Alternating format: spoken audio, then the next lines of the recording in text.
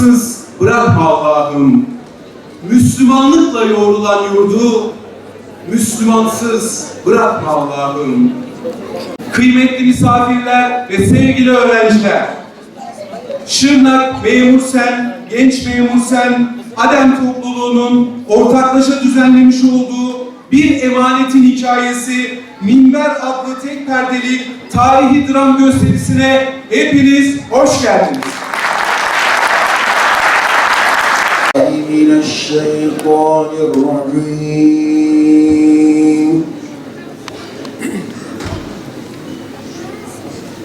Bismillahirrahmanirrahim.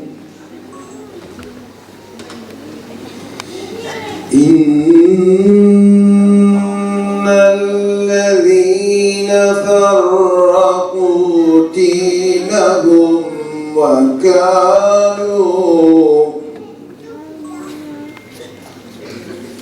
كانوا شيعا لست منهم في شيء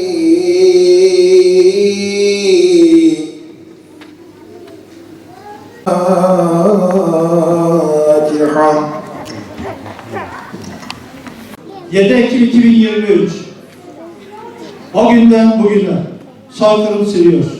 İsrail'den önce Filistin'de Ömer'in adaleti, Selahaddin'in insaniyeti, Osmanlı'nın hizmeti vardı. İngilizlerin 1917'deki işgalinden beri ise geriye acı ve gözyaşından başka bir şey kalmadı. Diriliş olmadan direniş olmaz. Direniş olmadan da Kudüs özgür olmaz. Kudüs'ün özgürlüğü için kıyameti yaşayan Gazze'nin üzerimizde hakkı var. Mescid-i Aksa'yı koruyan kardeşlerimizin tenceremizdeki aşta, içtiğimiz suda, giydiğimiz elbisede hakları var. Tekrardan her birinizi saygıyla selamlıyorum. Hoş geldiniz, şeref verdiniz. Bir gün Müslümanlarım olacak.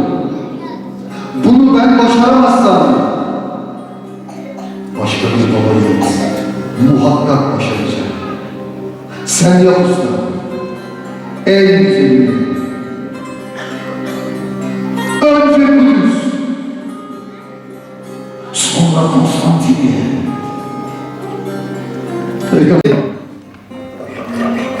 İstanbul fethedilemez.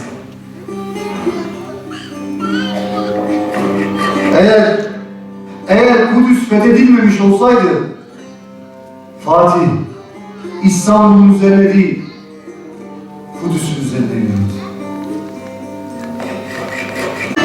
Ki bilesin nerede Kudüs? Ben Kudüs'ü kol saati gibi taşıyorum. Ayarlanmadan taşıyorum. Boşa vakit geçiririz. Ayaklarına bir Kudüs gücü gelsin. Yürüyün, yürüyün kardeşim. Ayaklarınıza bir Kudüs gücü gelsin.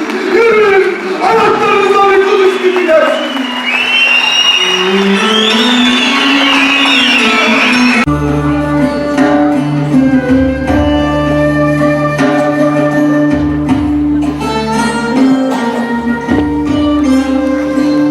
Hayır, hayır.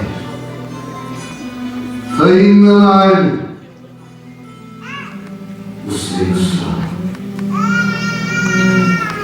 Sayınlar ayrı. Uslu.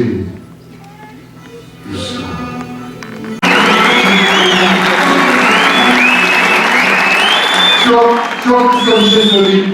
Sonra kardeşime sözü bırakacağım.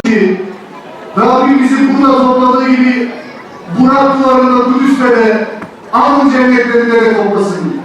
Lütfen hep birlikte söyleyelim. Gergin uykulardan bir omuzlarında